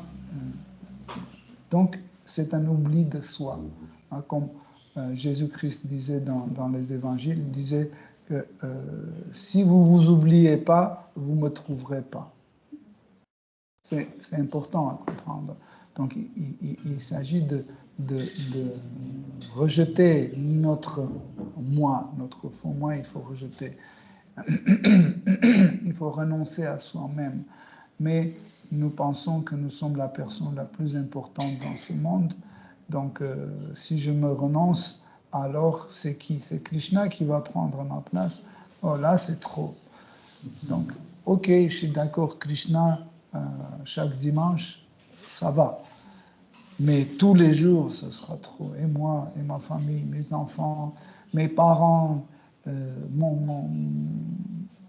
mon terrain de golf, etc. etc. Oui. Donc, en fait, encore revenant sur ce verset, nous voyons que les Pratchett, ils ont compris comment ça marche. Et c'est pour ça qu'ils disent à Seigneur suprême, peu importe les conditions, peu importe l'endroit où on va se trouver dans notre vie prochaine, s'il te plaît, fais de telle sorte pour qu'on soit protégé par les Vaishnavas. Protégé par les Vaishnavas, hein, par le Saint-Nom. Ce qui est intéressant, au début de la conférence, quand on chantait Hare Krishna, Krishna m'a fait une petite réalisation drôle. Quand on dit le Saint-Nom protège, hein? Je disais toujours oui, le Saint-Nom protège, etc. Et au moment quand je chantais avec vous Hare Krishna, il y avait une petite bête, une mythe, qui est partie devant moi. D'habitude, je dis Hare Krishna et je l'écrase. Pour que ça ne mange pas notre livre, etc. Et du coup, au moment quand cette petite bête volait devant moi, j'étais en train de chanter et je n'ai pas pu l'écraser. Et j'ai compris qu'en fait, grâce à ces noms, le Saint-Nom a sauvé cette bête. Ouais. Donc, les dévots sont les meilleurs protecteurs. Ne pensez pas qu'ils n'ont pas de force, etc.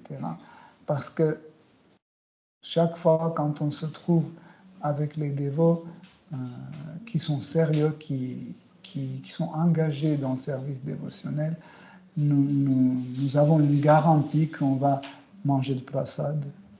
Même s'il n'y a pas de prasad, on va parler de prasad. On va se souvenir de prasad. On peut toujours chanter le Saint-Nom. On peut écouter Srimad Bhagavatam, Bhagavad Gita et les autres divertissements. Bon, Hare Krishna, chers dévots. Si vous avez des questions, Est-ce qu'on peut, tu peux raconter l'histoire avec Nanda Maharaj qui était trop longue? Ah, ok. Donc, c'était tout au début quand Atmarama demande est-ce que je peux raconter l'histoire de Nanda Maharaj où il a reçu les bénédictions de Srimati Radharani. Donc, dans les Krishna Lila, quand Krishna était vraiment tout bébé, il venait de naître. Comment on dit le petit? Nourrisson. Nourrisson? Oui. Il était encore nourrisson, il ne parlait pas, il pleurait tout le temps. Comme ça, en fait, il pleurait pour toucher le cœur des dévots.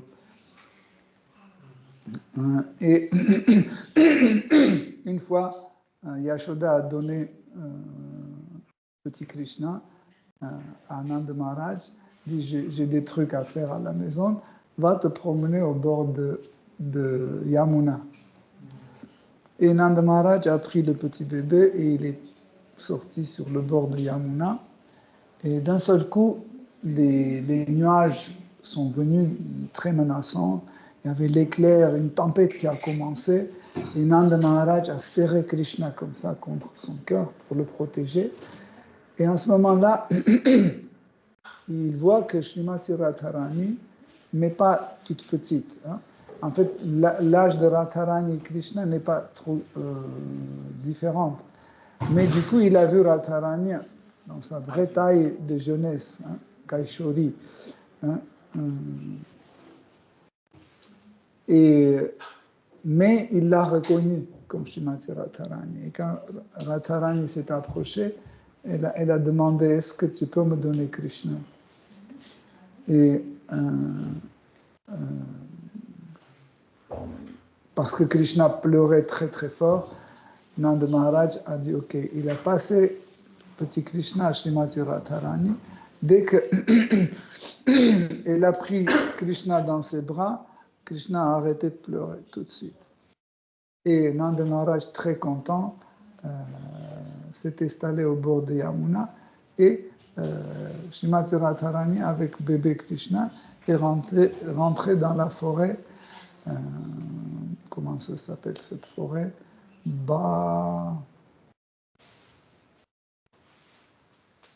Je me souviens plus. Bandiravan. Dans la forêt Bandiravan. Dès que tous les deux sont entrés dans Bandiravan, tout de suite Krishna aussi a pris la forme de Kishora. Et en se tenant les mains ensemble, ils sont entrés dans la forêt. Et en fait, la forêt a commencé à manifester des jolies gloriettes, des sources de différentes eaux, de différents goûts. Les arbres ont commencé à donner des millions de types de fruits différents, etc. Et petit à petit, quand ils ont avancé, ils sont sortis sur une clairière. Clairière où ils ont rencontré Seigneur Brahma.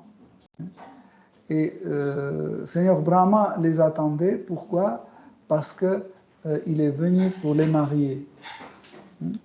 Et en fait, il a déjà tout été prêt. En fait, pour Vivaha Yaga, tout était prêt. Et Brahma les a fait s'asseoir de deux côtés de ce feu. Et il a commencé à faire le Vivaha Yaga. En fait, il les a mariés. Donc, quand on parle que Srimati Radharani n'est pas mariée avec Krishna, c'est faux. En fait, Seigneur Brahma les a mariés. Mais en effet, il n'y avait pas du monde présent au Vivaha Yaga pour que ça soit répandu partout. Mais c'est là où il a fait le Vivaha Yaga, il les a mariés. Mais comme Yoga Maya, il agit sur les êtres vivants, et quand Brahma s'est retourné à Brahma Loka, il a oublié qu'il a fait ce Vivaha Yaga. Il a oublié que ce petit bébé est Krishna, Dieu la personne suprême. Vous voyez comment ça c'est possible. Et après, des jeunes mariés sont tournés dans plusieurs endroits comme ça, et le temps passait, et Srimati Radharani, avec Krishna, ils ont marché vers la sortie de la forêt. Mais dès que Krishna a franchi la frontière de Bandiravan, tout de suite il est devenu un petit bébé de nouveau. Et Srimati Radharani a commencé à pleurer très fort, mais quand même, elle a ramené de nouveau à Ananda Maharaj, petit Krishna, et elle a dit, je suis très très content de tout ce que tu as fait, tu peux me demander n'importe quelle bénédiction. Et c'est là où Nanda Maharaj a dit que cette chose que je demande, c'est servir vos pieds pareils au lotus de toi et de Krishna, et que je serai toujours dans la compagnie de tes dévots.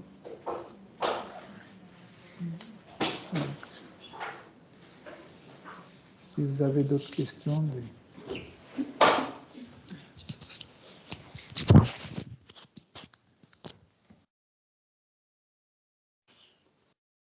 Tout au début de la conférence, vous avez opposé Plus fort. Tout au début de la conférence, vous avez opposé l'attitude basée sur l'ego et l'attitude basée sur les vrais besoins de notre nature. Donnant les exemples. Et je me demande quand même que n'importe quelle action, elle est basée, enfin, elle se formule dans l'ego. Et même pour les dévots, où notre ego doit être serviteur de Krishna, toutes les actions sont quand même basées dans l'ego.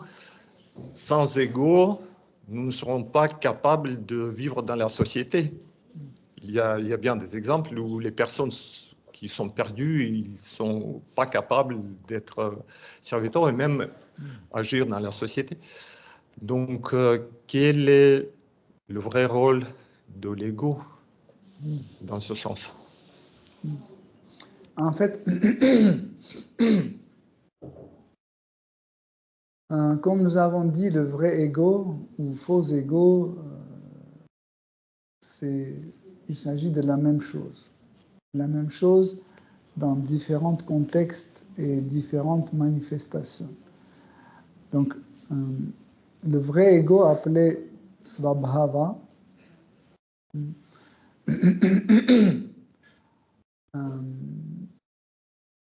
et le faux ego, qui est appelé l'ombre de la conscience, tous les deux sont nécessaires. Pourquoi? Parce que si nous ne nous identifions pas, nous ne pouvons pas agir. Pour agir, il faut s'identifier avec quelque chose. Donc, et c'est pour ça que le corps apparaît. En fait, le corps, c'est une nécessité pour la communication. Le corps, c'est une nécessité pour la perception de soi. Mais dans le monde matériel, nous nous identifions avec quelque chose que nous ne sommes pas. Par exemple, je pense que je suis arménien. Et dans la vie prochaine, je vais penser que je suis un Chinois, ou un crocodile, ou autre chose. Donc, ça ne correspond pas, cette identification, ce n'est pas ma vraie nature. Et c'est pour ça qu'on abandonne chaque fois. Chaque fois, on abandonne le corps et on prend un autre. On abandonne et on reprend l'autre. Pourquoi? Parce que aucun corps ne correspond à notre vraie nature ici. Dans le monde spirituel, nous nous identifions avec le corps spirituel qui est une manifestation de notre vrai moi et qui correspond tout à fait à ma nature. Par exemple, si je suis une petite graine de poussière dans le monde spirituel, c'est la seule chose qui correspond à ma nature. Mon rasa, mes relations avec Krishna, c'est là-dedans. Je ne peux pas changer. Et je ne veux pas changer. Parce que si on me propose, est-ce que tu veux devenir gopi? Je vais dire non. Pourquoi? Parce que gopi ne correspond pas à ma nature. C'est la petite poussière qui correspond à ma nature. Dans le monde matériel, nous nous identifions avec ce corps matériel. Mais quand on suit la voie spirituelle, nous commençons à rectifier notre faux ego ou modifier notre faux ego pour qu'il devienne quelque chose qui va m'amener à mon but final. Et comme tu as bien dit, nous préférons un faux ego d'un dévot. Donc maintenant, par exemple, moi, je m'identifie avec un faux ego d'un dévot. Je pense que je suis un dévot. Mais dans le monde spirituel, qui je suis, je ne sais pas. Mais si je m'identifie avec un dévot, cela veut dire je vais manger comme un dévot, je vais dormir avec un dévot, je vais dormir comme un dévot, je vais rire comme un dévot, je vais parler comme un dévot, etc. Okay? Qu'est-ce que ça veut dire je vais manger comme un dévot? Ça veut dire je ne vais pas manger de la viande, boire du café, etc. Hein? Si je dis je vais dormir comme un dévot, ça veut dire je vais me coucher tôt, je vais me lever tôt. Okay? Donc tout cela, en fait, ça m'aide à me désidentifier avec des choses qui vont m'empêcher à progresser spirituellement. Mais sans ego, sans perception de soi, nous ne pouvons pas agir. Donc, par exemple, pourquoi dans Brahma Jyoti, il n'y a pas d'action? Dans Brahma Jyoti, il n'y a pas d'action. Pourquoi? Parce qu'il n'y a pas d'identification. Personne ne dit « je suis un électricien » et l'autre ne dit pas « je suis le président »,« je suis une femme »,« je suis un enfant ». Pourquoi ils ne le disent pas? Parce qu'ils ne s'identifient pas. Ils ne veulent pas s'identifier. Ils refusent, ils rejettent cette identification. Donc, c'est pour ça que le corps n'est pas manifesté dans le Brahma Jyoti. Il n'y a pas de corps. Mais il y a la conscience. C'est pour ça que le Brahma Jyoti est lumineuse. En fait, c'est... Hein? Radiante. Pourquoi Brahma Jyoti est radiante? Parce que les êtres vivants qui sont présents dedans, ils n'ont pas de corps, mais la conscience dégage cette lumière, cette radiance. Par exemple, dans Srimad Bhagavatam, vous avez sûrement rencontré les épisodes où Krishna tue un démon et il y a une petite étincelle très radiante qui sort et qui rentre dans le corps de Krishna. Ce n'est pas l'âme qui sort, hein. C'est en fait la conscience concentrée, ou comment on dit, zippée, compressée, en fait, la conscience compressée, en fait, qui sort et rentre dans le corps de Krishna. Et la conscience compressée est radiante. Vous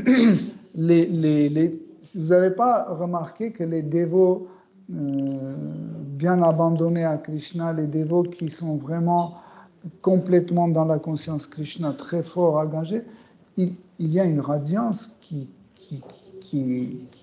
hein? Ils sont luminescents. Hein? C'est extraordinaire. Pourquoi? Parce qu'en fait, leur conscience est très concentrée et très pure. Mais dans le Brahma Jyoti, en fait, il y a cette radiance, mais en fait, il n'y a pas d'identification. Mais à Goloka Vrindavan ou à une autre planète Vaikunta, il y a une identification, en fait, qui manifeste un corps. C'est en fait cette identification. Mère Yashoda ne peut pas être dans un corps masculin.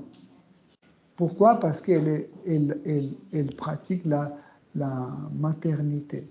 D'ailleurs, Mère Yashoda est Shakti Tattva de la maternité, l'énergie de la maternité.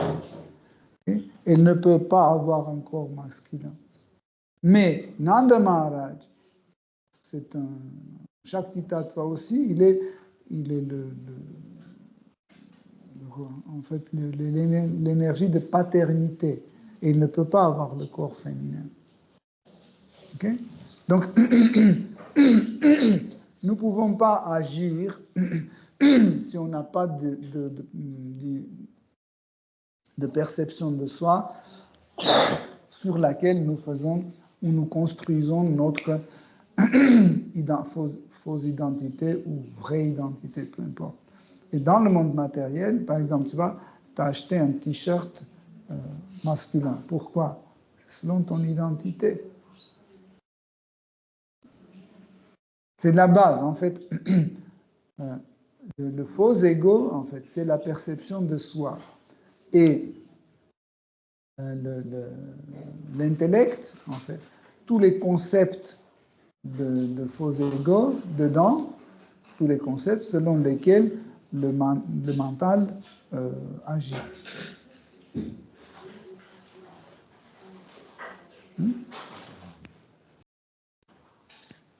Et le critère alors, parce qu'au début, donc, votre exemple était s'habiller à la mode. Donc cette tendance de s'habiller à la mode venait du faux ego. Et comment, quel est le critère pour un dévot qui permettrait de dire que voilà, cette tendance, elle ne vient pas de ma nature, de ma vraie nature. Par exemple, un dévot doit s'habiller selon son activité. Par exemple, vous achetez un pantalon dans un magasin, vous allez dans les cabines d'essayage, vous le mettez, vous vous asseyez par terre en lotus et vous dites Om Namo Bhagavate Vasudevaya. Si ça ne gêne pas, c'est un bon pantalon. Si ça gêne, c'est un mauvais pantalon. Même s'il est très à la mode, il est mauvais parce que vous ne pouvez pas rester assis comme ça et chanter Hare Krishna ou écouter Srimad Bhagavatam. Ça, c'est les critères de choix. Si ça me dérange pour mon activité, en fait, quel est le but d'un vêtement? Le but d'un vêtement est d'atteindre mon but de la vie. Par exemple, les filles, leur but de la vie, entre guillemets, c'est attraper un garçon riche, beau, fort, etc., etc. Et qu'est-ce qu'elles font? Elles montrent les choses, les jambes, la poitrine, elles montrent pour attirer. Okay? Un dévot n'a pas besoin de ça parce que le dévot veut attirer Krishna. Donc, attirer Krishna à travers son service dévotionnel, à travers son amour. Okay? Et en fait, si notre vêtement nous aide à satisfaire Krishna, c'est un très bon vêtement. Si le contraire, vous êtes dans un vêtement qui va vous... Par exemple, on vous demande de nettoyer ici le parterre, vous dites « Mon prabhu, je suis habillé comme ça, je ne peux pas parce que ça va me salir, etc. » Oui, donc, ça veut dire que c'est un mauvais vêtement.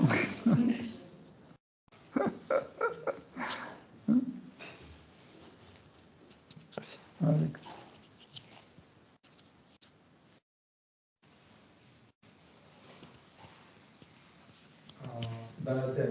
Et si, par exemple, et si les pantalons ils me gênent, mais c'est les tendances,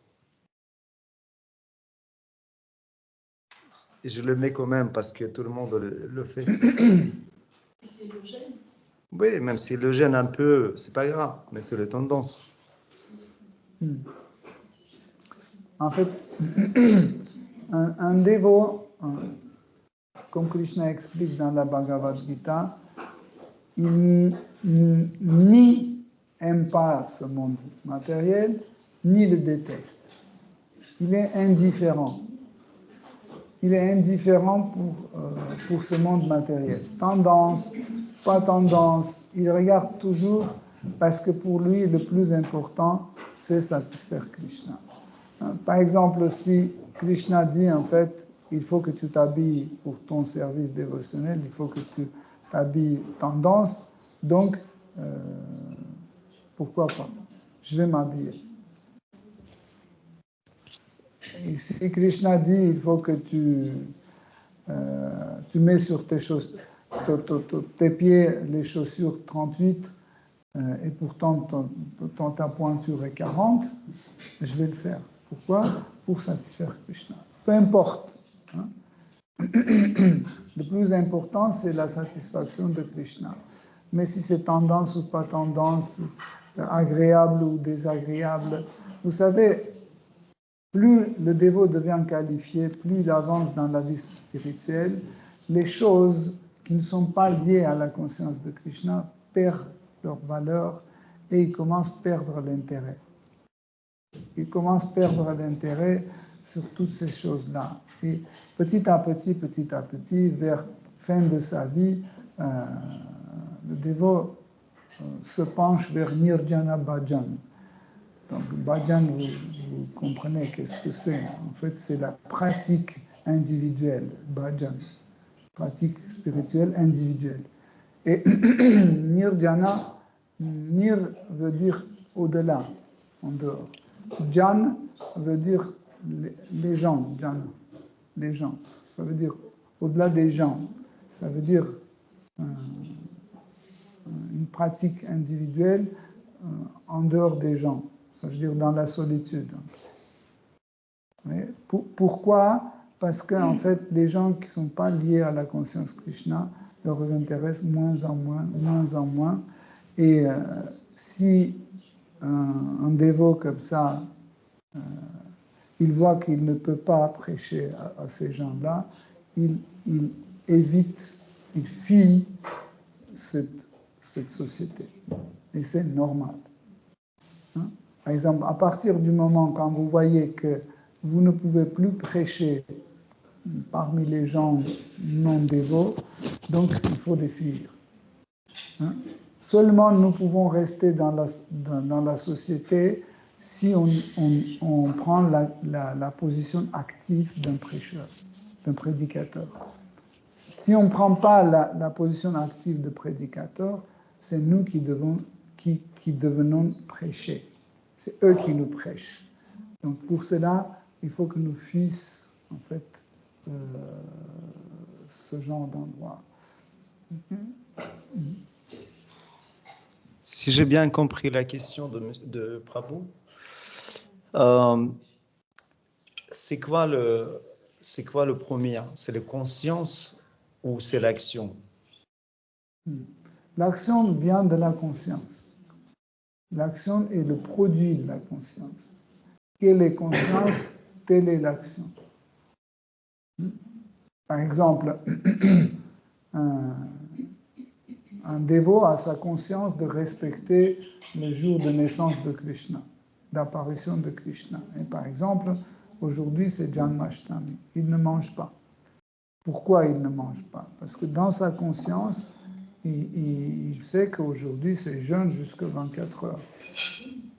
Donc il jeûne, automatiquement il jeûne, mais ça vient de la conscience, parce qu'il est conscient qu'aujourd'hui c'est l'apparition de Shri Krishna. C'est pas qu'il actionne et après il est conscient de ce qu'il fait. Toujours la première chose, c'est la conscience, parce que les désirs d'agir ou la nécessité d'agir vient de la conscience. D'abord dans la conscience. C'est pour ça que Krishna a envoyé le Srila Prabhupada et Srila Prabhupada a répondu le mouvement de conscience Krishna. Et en fait, ce mouvement conscience Krishna, c'était une idée d'expliquer en fait qu'est-ce que nous devons changer. Pas notre vêtement, etc. Ce que nous devons changer, c'est notre conscience. Et en fait, il a créé ce mouvement Hare Krishna, pas pour qu'on se distingue des autres en disant que nous sommes les meilleurs et les autres sont mauvaises. Non, c'est pas pour ça qu'il a créé. Juste, il a donné, chez le Prabhupada, a donné la clé pour qu'on comprenne qu'est-ce que nous devons changer pour arriver à Krishna Prema. Il faut changer la conscience. Et ça, n'importe qui peut changer. Hein?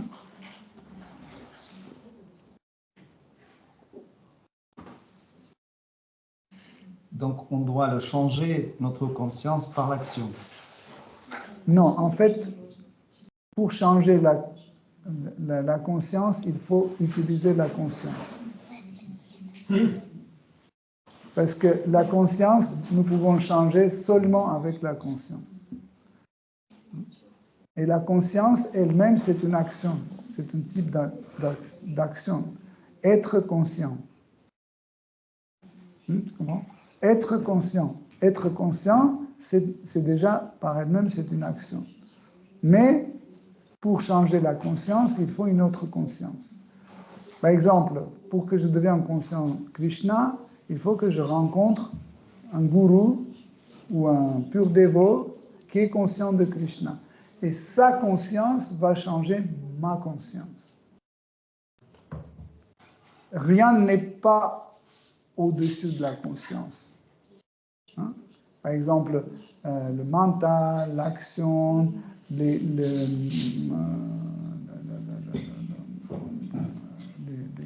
la sensation, etc., sont tous en dessous.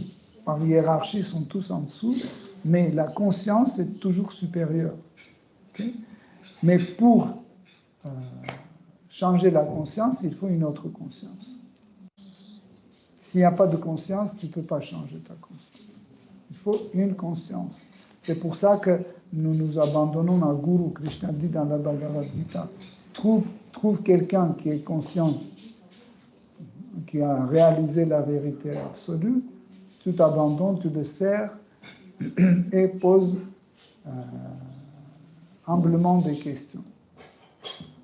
Poser humblement des questions, c'est demander une autre conscience. Et Guru, à travers sa conscience, change la nôtre, change notre conscience. Mais on ne peut pas changer la conscience sans conscience, c'est impossible. Donc on n'a rien à faire, non. C'est juste s'asseoir et attendre le miséricorde de conscience supérieure. Non, en fait, Ishopanishad, Upanishad, ces mots expliquent qu'est-ce que nous devons être. Upa veut dire proche. Nishada, être resté à côté et écouter. Donc, pour écouter, il faut poser des questions. Donc, en fait, ça ne veut pas dire qu'on n'a rien à faire. Notre affaire, c'est trouver Guru. Est-ce que c'est rien à faire? Trouver Guru, le servir, et humblement poser des questions. Est-ce que ça veut dire rien à faire? Si, ça, c'est des choses à faire. Et comme ça, tout ce que nous allons faire, c'est ce que Krishna nous demande. Comment on n'a rien à faire? Arjuna dit dans la Bhagavad Gita, Krishna, qu'est-ce que je dois faire? Et là, il explique ce que tu dois faire. Trouver Guru et suivre ses instructions. Mais nous, on n'aime pas les gurus. Même quand on voit Guru de loin, on essaie de se cacher pour que Guru ne nous voit pas, parce qu'il va nous attraper, il va dire, est-ce que tu chantes tes 16 tours? Oui, Maharaj, mais pas tous les jours, des fois. Et comme ça, s'il ne me voit pas, c'est bien. Il ne sait pas que je chante ou je ne chante pas. Il ne va pas me demander, qu'est-ce que tu as fait durant cette semaine? Est-ce que tu as fait un service? Est-ce que tu as vu les dévots? Est-ce que tu as écouté Srimad Bhagavatam? Non. On se cache de Guru. Quand Guru vient, on est tendu. Pourquoi? Parce que c'est écrit. Sur notre front, tout est écrit, ce qu'on a fait, ce qu'on n'a pas fait. Et il va tout lire. C'est mieux de le cacher comme ça pour qu'il ne voit pas. Le disciple ne doit pas avoir peur de Guru. Le contraire, quand il voit son Guru, il doit être très content parce que Guru va dire, tu n'as pas fait ça, tu as fait mauvais ça, etc. Il faut corriger ça, ça. Ça, c'est une miséricorde. Ça, c'est des bénédictions de Guru. Parce que comme ça, je sais comment sortir de tamas. Et tandis que si je fuis Guru, moi je dis, mais on n'a rien à faire. Il faut attendre juste les bénédictions de Guru. Mais Guru a donné déjà des bénédictions. Tu n'as pas entendu. C'est pour ça que des fois on voit que certains dévots disent, mais en fait mon Guru c'est Srila Prabhupada. Je ne veux pas un autre Guru. Pourquoi? Parce qu'ils sont sûrs que Srila Prabhupada ne va pas venir et il ne va pas dire fais ceci ou fais cela. C'est facile, non? Moi, je suis disciple de Prabhupada. Prabhupada n'est pas là. Si Prabhupada était là, on dirait non, mais mon disciple c'est Bhaktisiddhanta Sarasvati ou Jiva Goswami, quelqu'un d'autre qui ne veut pas venir me corriger. Donc en réalité, nous tombons toujours dans un piège. Il y a le bhakti et il y a le bhukti. Donc, bhakti, c'est la dévotion envers Shri Krishna. Bhukti, c'est la gratification des sens autorisés, la religion. Donc, nous devons choisir notre camp. On reste ou dans le bhakti ou on reste dans le bhukti. Vous voyez? Donc, il faut faire un choix un jour. Parce que si on reste longtemps dans le bhukti, aller vers le bhakti devient de plus en plus difficile. Parce que les sens s'attachent de plus en plus à la gratification. Pour cela, tous les grands acharyas nous expliquent que nous devons pratiquer le renoncement. Et en fait, ce renoncement qui nous fait sortir de bhukti. Sans renoncement, on va rester tout le temps dans la gratification des sens autorisés, qui est le bhukti, et si on reste longtemps, on ne va jamais arriver à bhakti. Ok, Hare Krishna, chers dévots. Donc on va s'arrêter aujourd'hui ici. Srimad Bhagavatam ki jai, Srila Prabhupada ki jai. Toute gloire aux dévots assemblés, Hare Krishna.